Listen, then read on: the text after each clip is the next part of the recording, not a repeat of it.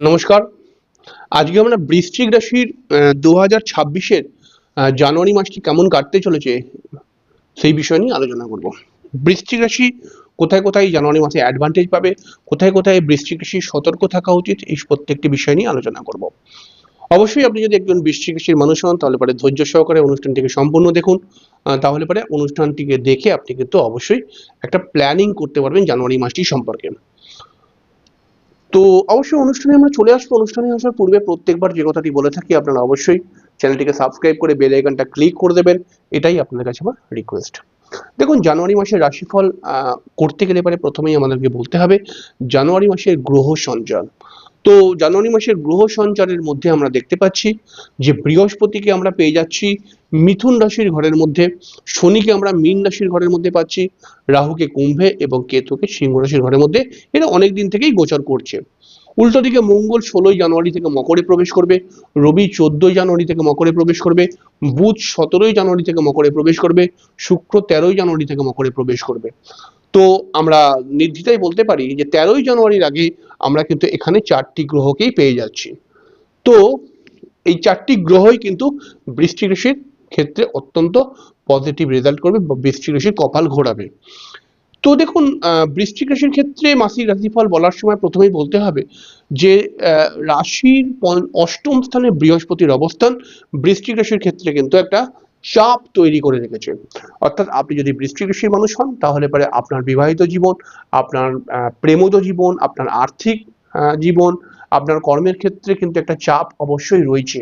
কারণ বৃশ্চিক রাশির অষ্টম ঘরে বৃহস্পতি কিন্তু বৃশ্চিক রাশির মানুষদের ক্ষেত্রে কিন্তু কিছু কিছু ক্ষেত্রে প্রবলেম তো আনছে এবং অর্থ উন্নতিকে কেন্দ্র করে মানসিক টেনশন, কিছু কিছু বৃশ্চিক রাশি বিবাহিত জীবনকে কেন্দ্র করে মানসিক টেনশন, এবং কিছু কিছু বৃশ্চিক রাশির ক্ষেত্রে কিন্তু আমরা দেখতে পাচ্ছি যে তাদের বিবাহকে কেন্দ্র করে প্রবলেম তো বললাম, প্রেমকে নিয়েও কিন্তু কিছু কিছু বৃশ্চিক রাশির সমস্যা আসছে।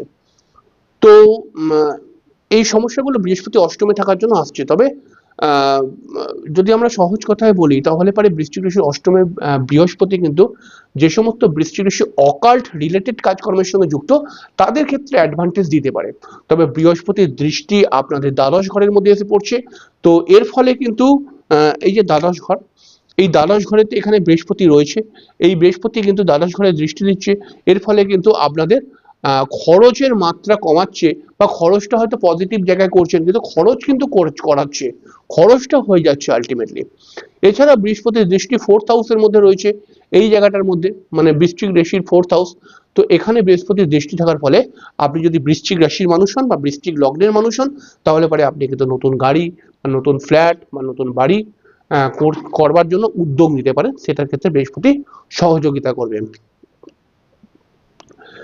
এবার দেখুন, রাহুও কিন্তু 4th হাউসে রয়েছে। এর ফলে কিন্তু বৃশ্চিক রাশির পারিবারিক অশান্তি, মায়ের টেনশন, মায়ের মাঝে মধ্যে মাথা গরম হয়ে যাচ্ছে, মায়ের সঙ্গে বন্ডিং প্রবলেম, এগুলো তৈরি করে যাচ্ছে অনেক দিন থেকেই। তবে এই যে 4টি গ্রহ, এই 4টি গ্রহ কিন্তু জানুয়ারি মাসেতে বৃশ্চিক রাশির ক্ষেত্রে অত্যন্ত পজিটিভ ফল প্রদান করবে। কারণ বৃশ্চিক রাশির ঠিক দ্বিতীয় ঘরের মধ্যে আমরা কিন্তু রাশির অধিপতি মঙ্গলকে পাবো। মঙ্গলকে পাবো কবে? 16ই জানুয়ারির আগে অবধি। রাশির অধিপতি যখন দ্বিতীয় ঘরে থাকে তখন কিন্তু আর্থিক উন্নতি করার জন্য আপনি বিভিন্নভাবে চেষ্টা করেন। আর আমরা একটি কথা বলি যে চেষ্টাই কিন্তু মানুষকে ফল এনে দিতে পারে। শুধু চেষ্টা যদি একজন মানুষের মধ্যে থাকে তাহলেও পারেও কিন্তু সে অনেক ফল আনতে পারবে। গ্রহ কতটা কি আছে এটার পরেও গ্রহদেরকে ছাপিয়ে কিন্তু চেষ্টা ফল দিয়ে দেয় কোনো কোনো সময়। হ্যাঁ, গ্রহ যদি ভালো থাকে চেষ্টার লাভটা একটু বেশি পাওয়া যায়। তো এখানে মঙ্গল থাকার জন্য আপনি যদি বৃশ্চিক রাশির মানুষ হন এবং জানুয়ারি মাসেতে আপনি যদি নিজের আর্থিক উন্নতি করার জন্য বিভিন্নভাবে চেষ্টা করেন তাহলে পরে সেই উন্নতি কিন্তু আপনি করতে পারবেন। কারণ এখানে মঙ্গল শুধু একা নয়, 14ই জানুয়ারির আগে অবধি কর্মের অধিপতি রবি এও কিন্তু এইখানটায় থাকবে, অর্থাৎ বৃশ্চিক রাশির ঠিক দ্বিতীয় ঘরের মধ্যে। তাহলে কর্মের অধিপতি দ্বিতীয় ঘরের মধ্যে থাকলে পারে সরকারি চাকরির একটা জায়গা তৈরি করে, উচ্চ পদে চাকরি করার জন্য যারা চেষ্টা করছে তাদের ক্ষেত্রে একটা জায়গা তৈরি করে, নতুন কর্মপ্রাপ্তি করার একটা সম্ভাবনা তৈরি হয়ে যায়। এবং তার সঙ্গে সঙ্গে কিন্তু দশমপতি যখন দ্বিতীয় থাকে তখন কিন্তু আর্থিক উপার্জন বৃদ্ধি হয় বা বৃদ্ধি করার সুযোগ সুবিধা চলে আসে। এছাড়াও যেহেতু এই ঘরের মধ্যে শুক্রকেও আমরা পেয়ে যাব এবং এই ঘরটায় শুক্রকে আমরা পেয়ে যাব সারা মাসের মধ্যে দ্বিতীয় এবং তৃতীয়, তো সেই ক্ষেত্রে যে সমস্ত বৃশ্চিক রাশির মানুষরা ব্যবসা করছে তাদের ব্যবসার দিকে কিন্তু উন্নতি দেখতে পাওয়া যাচ্ছে এবং ব্যবসার ক্ষেত্রে লাভ বৃদ্ধি পাবে এবং ব্যবসার মধ্যে আপনি যদি ইনভেস্ট করেন আরো বেশি তাহলে সেই লাভ কিন্তু আপনি পাবেনই পাবেন। তবে যেহেতু চতুর্থ ঘরের মধ্যে রাহু রয়েছে এই কারণে কিন্তু বিবাহিত জীবন নিয়ে কিছু না কিছু প্রবলেম তৈরি করতে পারে, বিবাহিত জীবন নিয়ে মানসিক টেনশন তৈরি করতে পারে। তবে প্রফেশনাল দিকে কিন্তু খুব ভালো একটা ফল দেবে জানুয়ারি মাসে। রাশির অষ্টমপতি বুধ, এই বুধও কিন্তু এই ঘরটায় রয়েছে। বুধও যদি থাকে তাহলে দেখুন মঙ্গল বুধ রবি শুক্র জানুয়ারি মাসের প্রথম দিকে আমরা এই দ্বিতীয় ঘরে পেয়ে যাচ্ছি। তাহলে আমরা প্রথমে যেমন বললাম যে মঙ্গল রাশির অধিপতি মঙ্গল থাকার জন্য আর্থিক উপার্জন বৃদ্ধি হবে, তেমন রাশির অষ্টমপতি বুধ এই দ্বিতীয় ঘরে থাকার জন্য কিন্তু হঠাৎ আর্থিক লসও করে দিতে পারে। তো বুধকে আমরা তৃতীয় ঘরে পাবো 17ই জানুয়ারির পর থেকে মকরে। তো এবারে এখানে যখন বুধ চলে আসবে তখন কিন্তু আপনার ভাই বা বোনের সঙ্গে প্রবলেম হতে পারে, বন্ডিং প্রবলেম, ভাই বোনের সঙ্গে কোনো মনোমালিন্য, ভাই বোনের সঙ্গে কোনো কিন্তু সমস্যা তৈরি করতে পারে। তো এখানে কিন্তু ভাই বোনের সঙ্গে সমস্যা অলরেডি চলছে, বৃশ্চিক লগ্ন যারা তারা খুব ভালো বুঝতে পারবে হয়তো। এবার দেখুন এই যে রাশির অধিপতি মঙ্গল, এই মঙ্গল কিন্তু 16ই জানুয়ারি থেকে মকরে প্রবেশ করবে।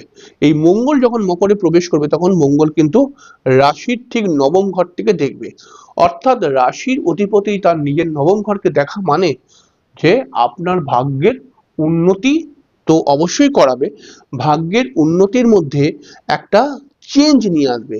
অর্থাৎ আপনি যে কাজটি করার জন্য আপনি ভাবছিলেন কিন্তু করতে পারছিলেন না, তো এই ঘরটায় মঙ্গল দৃষ্টি দেওয়ার ফলে আপনি কিন্তু সেই কাজটিকে করতে উদ্যোগ নেবেন।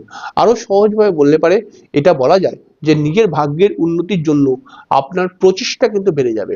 এছাড়াও আপনি যদি ব্যবসা সংক্রান্ত কাজের সঙ্গে যুক্ত থাকেন তাহলে পরে ব্যবসার উপার্জন বৃদ্ধি পাবে এবং আপনার ভাগ্যের সহযোগিতা আপনি পাবেন। এর ফলে কিন্তু আপনার ক্ষেত্রে আমরা দেখতে পাবো 2026 জানুয়ারিতে যে আপনার ক্ষেত্রে অনেকগুলো লাইন প্রথম থেকেই খুলতে শুরু হয়ে যাবে এবং আপনি যদি একটা একটা একটা বুদ্ধি খাটিয়ে একটা সঠিক লাইনকে নির্বাচন করেন তাহলে পরে আপনি কিন্তু এগোতে পারবেন। এবার বুদ্ধি খাটিয়ে সঠিক লাইন কি করে আমি বুঝবো, তো এখানে একটা খেয়াল করতে হবে যে কোন কোন গ্রহরা এই ঘরটিকে দেখছে, সেই গ্রহ সংক্রান্ত লাইন আমাকে নির্বাচন করতে হবে।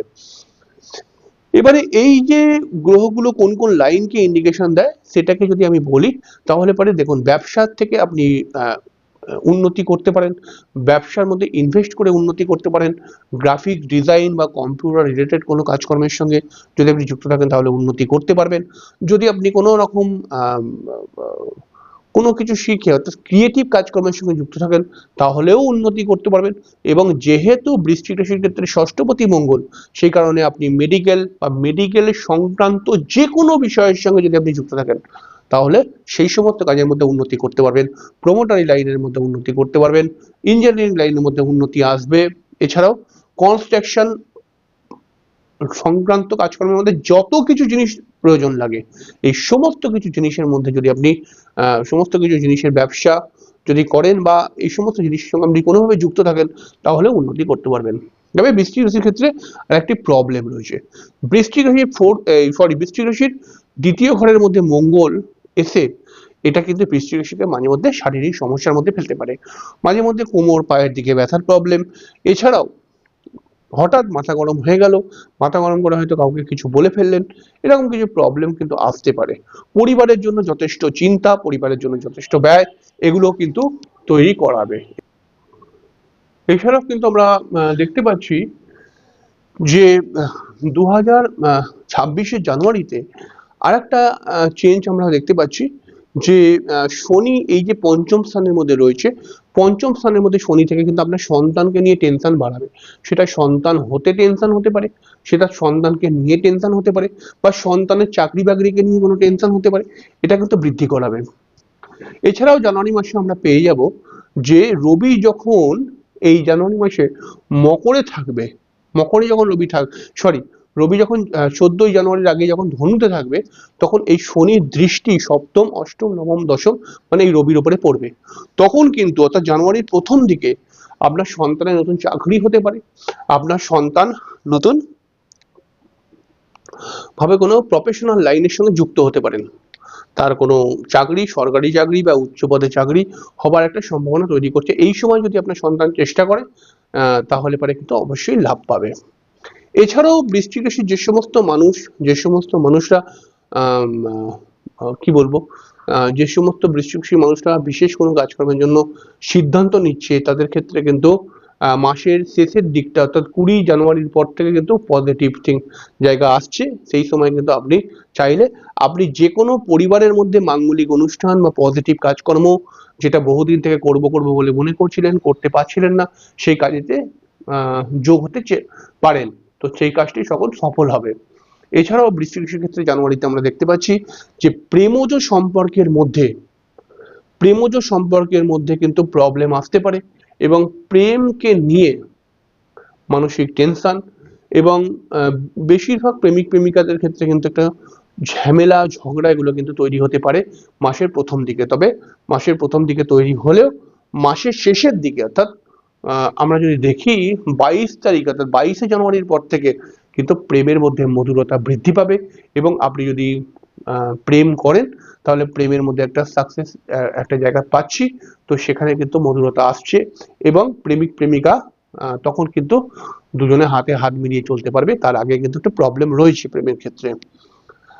এছাড়াও বৃশ্চিক রাশির মানুষদের ক্ষেত্রে আমরা আরেকটা কথাও বলবো আমি, তো যেহেতু দেখুন রাশির ঠিক দশম স্থানে কেতু বসে রয়েছে, সেই কারণে কিন্তু আপনার কর্মকে নিয়ে মানসিক টেনশন, কর্মকে নিয়ে চিন্তা, এবং কর্মের জায়গাটায় মানে কিছু কিছু কাজ হচ্ছে না, কাজটা করতে গেলেন আটকে গেল, এরকম প্রবলেমও আসতে পারে জানুয়ারি মাসে।